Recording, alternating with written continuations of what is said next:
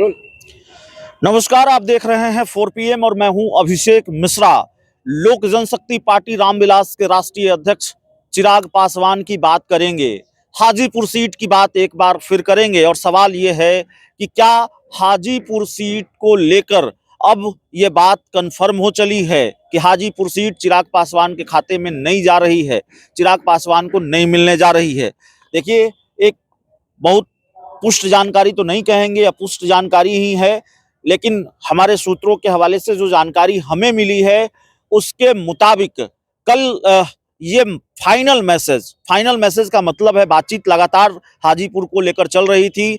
चिराग पासवान के लिए Hajipur seat confirm नहीं थी, पशुपति पारस के खाते में ये सीट जाती हुई दिख रही थी। चिराग पासवान जिद पर अड़े थे और बातचीत लगातार चल रही थी हाजीपुर सीट को लेकर, लेकिन कल भारतीय जनता पार्टी की तरफ से एक फाइनल मैसेज दे दिया गया है कि हाजीपुर सीट पशुपति पारस के खाते में ही जाएगी। देखिए, ये जानकारी कितनी सही है, कितनी गलत है, लेकिन जब सीट बंटवारे का ऐलान होगा, अब तो 2-4 दिनों में हो ही जाना है, तब तो तस्वीर साफ हो जाएगी, तब तो बात सामने आ जाएगी। लेकिन इस जानकारी पर भरोसा करने को मन करता है। ये जानकारी ऐसा नहीं है कि अटकलें हैं, हवा में हैं, क्योंकि संकेत ये मिल रहे हैं कि हुआ यही है।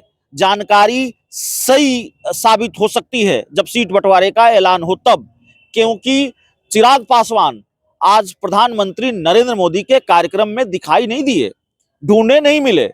चिराग पासवान कहीं मंच पर नजर नहीं आए, उपेंद्र कुशवाहा भी नजर नहीं आए। उपेंद्र कुशवाहा की कहानी भी हम एक वीडियो में बताएंगे, लेकिन अभी चिराग पासवान की बात कर लेते हैं।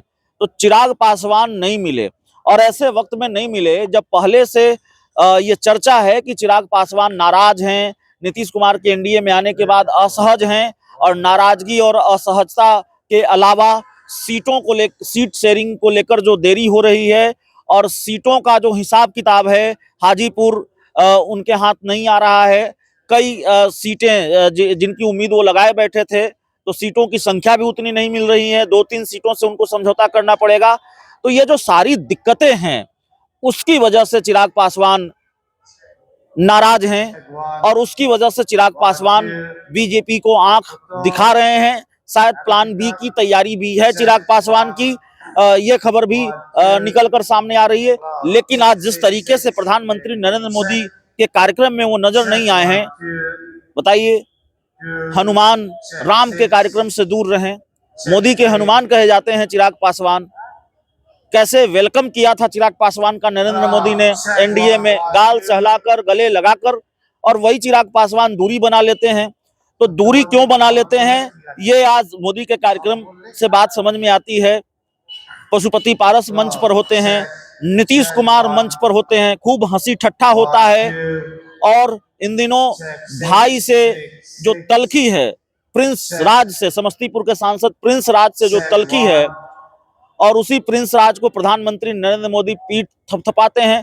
तो ये सारी चीजें जाहिर तौर पर ये संकेत देती है कि कहीं न कहीं हाजीपुर के मामले में चिराग पासवान को झटका लगने जा रहा है। तो हाजीपुर सीट नहीं मिली, हाजीपुर सीट हाथ से फिसल गई। क्या इसीलिए चिराग पासवान ने प्रधानमंत्री नरेंद्र मोदी के कार्यक्रम से दूरी बना ली, और क्या आने वाले दिनों में ये नाराजगी, ये तलखी किसी बड़े खेल का रूप ले सकती है? और सवाल ये भी है कि चिराग पासवान अगर नाराज हैं तो उनके पास रास्ता क्या है?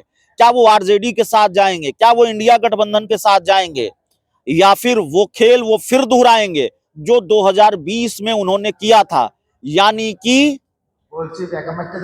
नीतीश कुमार के खिलाफ, या इस बार तो नीतीश कुमार और पशुपति पारस दोनों के खिलाफ, दोनों के उम्मीदवारों के खिलाफ अपने उम्मीदवार क्या उतारेंगे चिराग पासवान?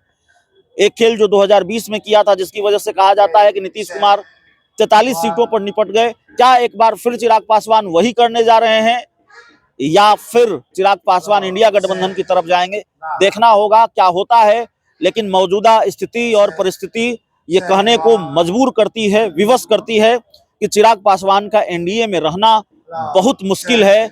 नीतीश कुमार के रहते चिराग पासवान एनडीए में रह पाएंगे, या एक बेहतर डील न हो पाने के बाद भी, लोकसभा चुनाव को लेकर अगर बेहतर डील चिराग पासवान की नहीं होती है, 2-3 सीटें मिलती हैं, हाजीपुर सीट फिसल रही है, इसके बाद भी क्या चिराग पासवान एनडीए में रह पाएंगे, यह भी अपने आप में बड़ा सवाल है। बहुत बहुत धन्यवाद।